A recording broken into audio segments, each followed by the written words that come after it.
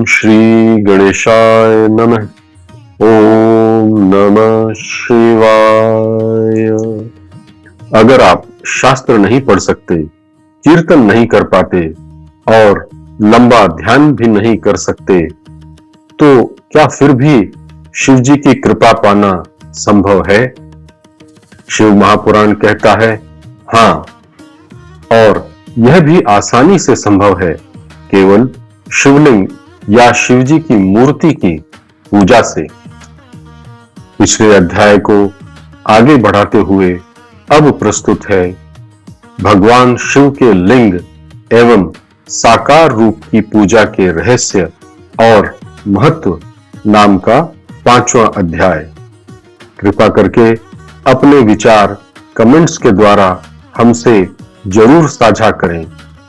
सूत जी ने कहा कि जो व्यक्ति श्रवण, कीर्तन और मनन जैसे आध्यात्मिक साधनों में असमर्थ हो, वह भगवान शिव के लिंग या उनकी प्रतिमा की स्थापना करके प्रतिदिन उनकी पूजा अर्चना करे, जिससे वह संसार रूपी सागर को पार कर सके।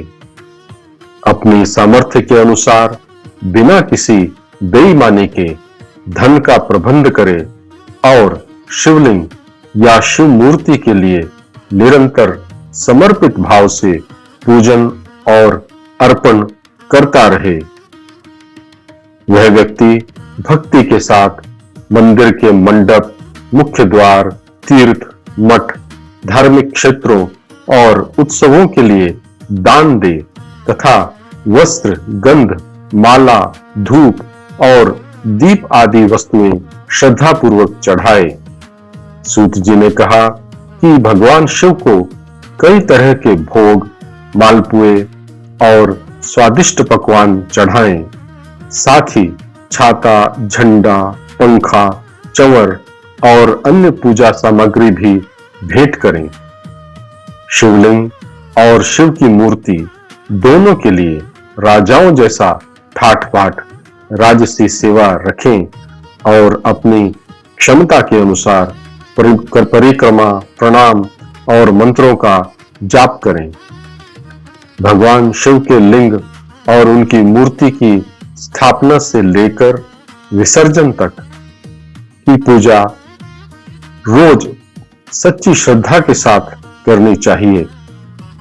जो इंसान इस तरह शिव की पूजा करता है, वह बिना शास्त्र सुने या पढ़े भी शिव की कृपा से सफलता पा लेता है। पुराने समय में भी बहुत से महान लोग केवल लिंग और मूर्ति की पूजा से ही मोक्ष पा चुके हैं।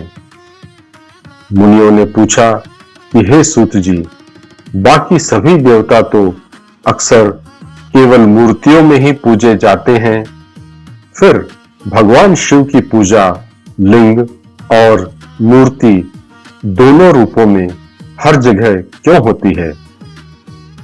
सूत जी ने कहा कि हे श्रेष्ठ मुनियों, आपका यह सवाल बहुत ही नेक और अनोखा है। इसका जवाब देने वाले खुद महादेव के अलावा और कोई नहीं हो सकते। भगवान शिव ने जैसा बताया है और मैंने अपने गुरु से जैसा सुना है, उसे मैं बारी बारी से आपको बताता हूं। शिव ही अकेले ब्रह्म स्वरूप होने की वजह से निष्कल, बिना आकार वाले कहे गए हैं। रूपवान होने के कारण वे सकल आकार वाले भी हैं, इसलिए वे साकार और निराकार दोनों हैं। उनके निराकार होने की वजह से ही बिना आकार वाला लिंग प्रकट हुआ है और उनके साकार होने की वजह से ही उनकी मूर्ति का होना भी सही है। वे साकार और निराकार दोनों रूपों वाले होने के कारण ही परब्रह्म नाम से जाने जाते हैं। सूत जी ने कहा कि लोग शिवलिंग और शिव की मूर्ति दोनों की ही नित्य पूजा करते हैं, जबकि अन्य देवताओं में निराकार होने का भाव कहीं नहीं मिलता, क्योंकि वे ब्रह्म स्वरूप नहीं हैं।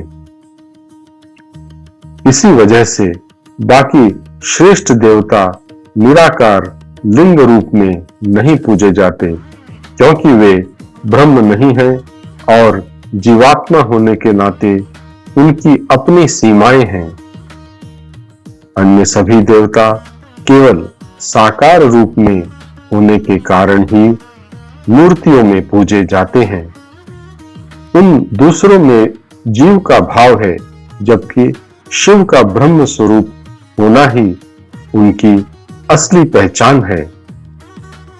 वेदांत के सार से सिद्ध और ओम के अर्थ को समझाने वाले इस विषय के बारे में पहले बुद्धिमान ब्रह्मपुत्र सनत कुमार मुनि ने मंदराचल पर्वत पर नंदिकेश्वर से पूछा था। सनत कुमार जी ने कहा कि शिव के अलावा अन्य सभी देवताओं के लिए हर जगह केवल मूर्ति पूजा का नियम ही सुना और देखा गया है, लेकिन शिव की पूजा में लिंग और मूर्ति दोनों ही दिखाई देते हैं।